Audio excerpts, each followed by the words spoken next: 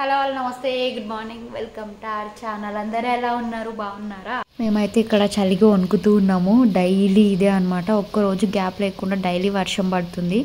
And దాంతోపాటు చలి కూడా, ఈ చలి చాలా ఎక్కువగా ఉంది, 19 degrees అలా ఉందన్నమాట. ఈ రోజు లేదు అనుకుండా డైలీ వర్షం ఇట్లా పడుతూనే ఉంది. సో ఇక్కడ రెయినీ సీజన్ చాలా ఎక్కువ డేస్ ఉంటుంది, అంటే నవంబర్ వరకు ఇక్కడ ఇట్నే వర్షాలు పడుతూనే ఉంటాయి. సో మీరున్న చోట వెదర్ ఎలా ఉందో నాకైతే చెప్పండి. ప్రజెంట్ మాకైతే కూర్లో వర్షాలు బాగా పడుతున్నాయి అండ్ చలి కూడా పెడుతుంది. మే మంత్లో స్టార్ట్ అయినాయి ఇక్కడ వర్షాలు, అప్పటి నుంచి ఇంకా డైలీ ఇదే సిచ్యువేషన్. డైలీ ఖచ్చితంగా వర్షం పడుతూనే ఉంది. ఇడ్లీ చేయడానికి నేను మామూలుగా ఇడ్లీ రవ్వనే యూజ్ చేస్తాను, కానీ ఒకసారి ఇడ్లీ రైస్ యూజ్ చేద్దాము అని ప్యాకెట్ అయితే తెచ్చుకున్నాను. ఇంతకుముందు కూడా ఒకసారి ట్రై చేసినాను, కానీ అవి సరిగ్గా రాలేదన్నమాట. సో అందుకు ఇంకా స్టాప్ చేసేసినాను. మళ్ళీ ఒకసారి ట్రై చేద్దామని ఇప్పుడైతే తెచ్చుకున్నాను.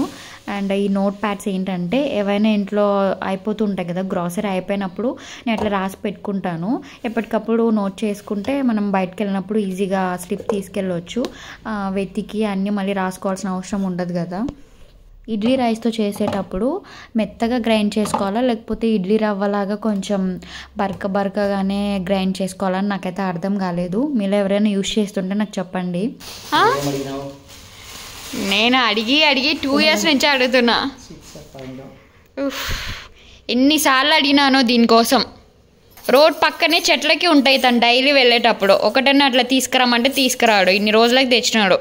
నేను అప్పుడప్పుడు మీకు వీడియోస్లో చూపించేది మా కిందింట్లో ఆంటీ ఇచ్చినది అనమాట, మా హస్బెండ్ తెచ్చినది కాదు. తీసుకొని రమ్మంటే ఎప్పుడు తీసుకొచ్చేటోడు కాదు, ఇప్పుడు తెచ్చినాడు.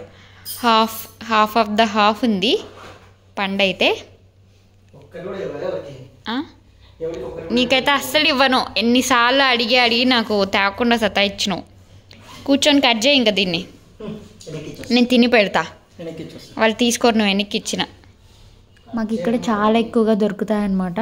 సో ఎన్నిసార్లు అడిగితే మొత్తానికి ఇప్పుడు తీసుకొచ్చినారు మా హస్బెండ్. నేను నెయ్యి యాక్చువల్గా నంద్యాల నుంచి తెచ్చుకుంటాను, కానీ అదైతే అయిపోయిందనమాట. సో అందుకు బటర్ అయితే తెప్పించాను, ఇది మెల్ట్ చేసి నెయ్యి చేద్దామని.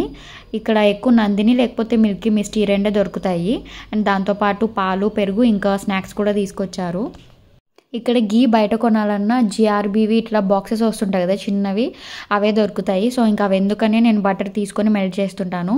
ఇవేంటంటే ఆలు బోండా, ఇంతకుముందు ఒకసారి బాగున్నాయని చెప్తే మా హస్బెండ్ మళ్ళీ ఈరోజు కూడా తీసుకొచ్చారు. సో లోపల అంతా ఆలు స్టఫింగ్ ఉంటుంది, టేస్ట్ అయితే బాగుంటాయి ఇవి. ఈవినింగ్ టైం స్నాక్స్కి నేను ఎక్కువ స్వీట్ కార్న్ లేకపోతే ఇవి స్వీట్ పొటాటో ఉంటాయి కదా, అవైతే బాయిల్ చేస్తున్నాను. ఫస్ట్ వాటర్లో వేసి బాయిల్ చేసిన ఆలులాగా. సో అట్లా చేస్తే మా హస్బెండ్కి టేస్ట్ నచ్చలేదంట. సో అందుకు కొంచెం ఆయిల్ అయితే అప్లై చేసి ప్యాన్ మీద ఫ్రై చేసినాను. ఇదైతే కొంచెం డిఫరెంట్గా ఉందన్నమాట టేస్ట్. అండ్ ఇట్లా కాకుండా నిప్పుల మీద వేసి కాల్చుకుంటారు కదా, అదైతే ఇంకా చాలా బాగుంటుంది. కానీ గ్యాస్ మీద అట్లా చేయడానికి రాదు కదా. నెక్స్ట్ డే మార్నింగ్ బ్రేక్ఫాస్ట్ రాగి దోశ. సో రాగి దోశ బ్యాటర్ ఎట్లా ప్రిపేర్ చేసుకోవాలి అంటే, 1 cup మినప్పప్పు తీసుకుంటే 2 cups రాగులు తీసుకోవాలి. సేమ్ మనం మామూలు దోశ చేసుకున్నట్టే నానబెట్టుకొని ఆ తర్వాత పిండి మనం మిక్సీకి వేసి ఫెర్మెంట్ చేసుకోవాలి. నెక్స్ట్ డే మార్నింగ్ మనం దోశలు వేసుకోవచ్చు. నేను చేసే బ్రేక్ఫాస్ట్లో ఎక్కువగా దోశ లేకపోతే ఇడ్లీనే ఉంటాయి. సో దోశలో కూడా different type of millet dosa, రాగి దోశ ఇట్లా ట్రై చేస్తూ ఉంటాను. ఇంకా అంతకుమించి ఉప్మా కానీ ఇట్లా ఏవైనా చేసినా మా హస్బెండ్ ఎక్కువ తినరు. ఈరోజు నేను ఒక హెల్తీ లడ్డు అయితే ప్రిపేర్ చేస్తున్నాను. ఏదైనా సరే తర్వాత హాస్పిటల్స్కి పెట్టడం కంటే అదేదో ముందే మంచి డైట్కి పెడితే బెటర్ అని నా ఫీలింగ్. సో మా హస్బెండ్కి ఈ మధ్య కాళ్ళు నొప్పులు వస్తున్నాయని చెప్పినారనమాట. సో నువ్వుల్లో కాల్షియం ఉంటుంది కదా, అది బోన్స్కి మంచిది అని ఈరోజు నేను నువ్వులతో లడ్డు అయితే చేస్తున్నాను.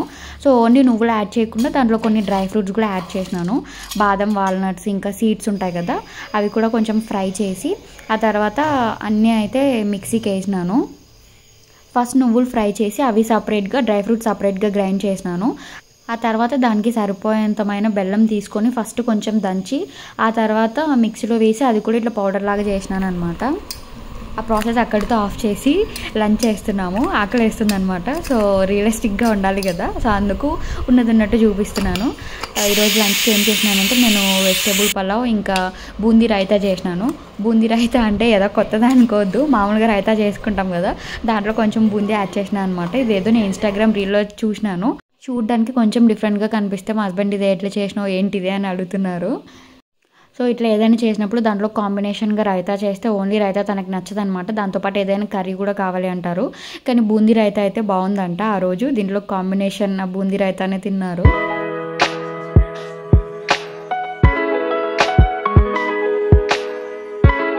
పెరుగులో కొంచెం ఆనియన్స్, కొత్తిమీర, సాల్ట్, జీరా పౌడర్ ఇవన్నీ యాడ్ చేసి కొంచెం బూందీ కూడా యాడ్ చేసినాను.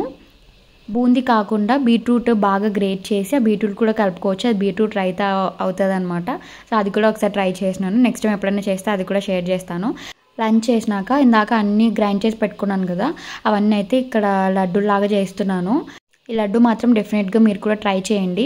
అంటే ఓన్లీ నువ్వులు బెల్లం యాడ్ చేసుకుంటే అంత టేస్టీగా ఉండేది కాదేమో. నేను కొన్ని డ్రై ఫ్రూట్స్ కూడా గ్రైండ్ చేసి కలిపినాను కాబట్టి ఆ టేస్ట్ ఇంకా చాలా బాగుంది. మా సైడ్ అయితే ఈ లడ్డు నాగుల చవితి తర్వాత చేసి సారెలాగా పంపిస్తారనమాట. అంటే ఓన్లీ నువ్వులు బెల్లం ఈ రెండు పట్టించి ఇట్లా లడ్డులాగా చేస్తారు. నువ్వులు కొంచెం వేడి కదా, ఈ రెయినీ సీజన్లో కొంచెం ఈ నువ్వులు తింటే వేడి కాబట్టి నాగుల చవితి తర్వాత మా సైడ్ ఎక్కువగా అందరూ ఈ లడ్డులు అయితే చేసుకుంటారు. అండ్ బోన్స్కి కూడా చాలా మంచిది, ఎందుకంటే నువ్వులో కాల్షియం బాగా ఎక్కువ ఉంటుంది కదా. మేము రీసెంట్గా గోకర్ణ వెళ్ళినాం కదా, అక్కడ జింజర్ తులసి టీ పౌడర్ అయితే తీసుకున్నాము. సో అదే చేస్తున్నాను ఇక్కడ.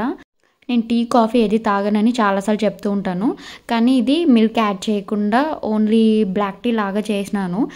వాటర్లో ఈ టీ పౌడర్ ఇంకా షుగర్ వేసి కొద్దిసేపు బాయిల్ చేసుకొని ఆ తర్వాత కప్లో వేసుకున్నాక కొంచెం పెప్పర్ పౌడర్, కొంచెం లెమన్ అయితే పిండుకోవాలి. పెప్పర్ పౌడర్ అండ్ లెమన్ ఈ రెండింటి వల్ల టేస్ట్ అంతా మారిపోతుంది. నాకైతే ఈ టేస్ట్ నిజంగా చాలా నచ్చింది. ఒకసారి మీరు ట్రై చేయాలంటే ట్రై చేయండి. ఇక్కడ తెలిసిన వాళ్ళ ఇంట్లో లెమన్ టీ అయితే ఒకసారి తాగినాము, టేస్ట్ చాలా బాగుంది. ఎలా చేసినారని అడిగితే కొంచెం పెప్పర్ పౌడర్ అయితే యాడ్ చేసినామని చెప్పినారనమాట. సో అందుకు నేను ఈ బ్లాక్ టీ ఇట్లయితే ట్రై చేసినాను, చాలా బాగుంది. మిల్క్ యాడ్ చేయలేదు కాబట్టి బాగుంది. మళ్ళీ మిల్క్ యాడ్ చేస్తే పెప్పర్ యాడ్ చేయొద్దు, అది బాగుండదు. సో ఈ టేస్ట్ నాకు నిజంగా చాలా నచ్చింది. టీ ఆర్ కాఫీ ప్రిపేర్ చేస్తే ఎప్పుడు ఒక కప్పే ఉండదు మా ఇంట్లో, కానీ ఇది చేసినందుకు 2 కప్స్ అయితే ఉన్నాయి. రీసెంట్గా మన ఛానల్కి 5K సబ్స్క్రైబర్స్ అయితే అయినారు. Thank you so much. మీ అందరి సపోర్ట్ ఇలాగే ఉండాలి, ఇంకా ఫర్దర్గా కూడా ఇలాగే సపోర్ట్ చేయాలి అని ఆశిస్తున్నాను. Thank you so much. 5K అయ్యేటప్పుడు అది పిక్ లేకపోతే వీడియో తీసుకొని నేను కమ్యూనిటీ పోస్ట్ అయితే పెట్టుకుందాం అనుకున్నాను, కానీ నైట్ నిద్రపోయినాక అప్పుడు అయినారనమాట 5K. సో అందుకు మిస్ అయ్యాను. వీడియోని ఇక్కడి వరకు చూసినందుకు థ్యాంక్ యూ సో మచ్. మీకు ఈ వీడియో నచ్చితే ప్లీజ్ లైక్, షేర్, సబ్స్క్రైబ్ చేసుకోండి. Thanks for watching. Take care. Bye bye.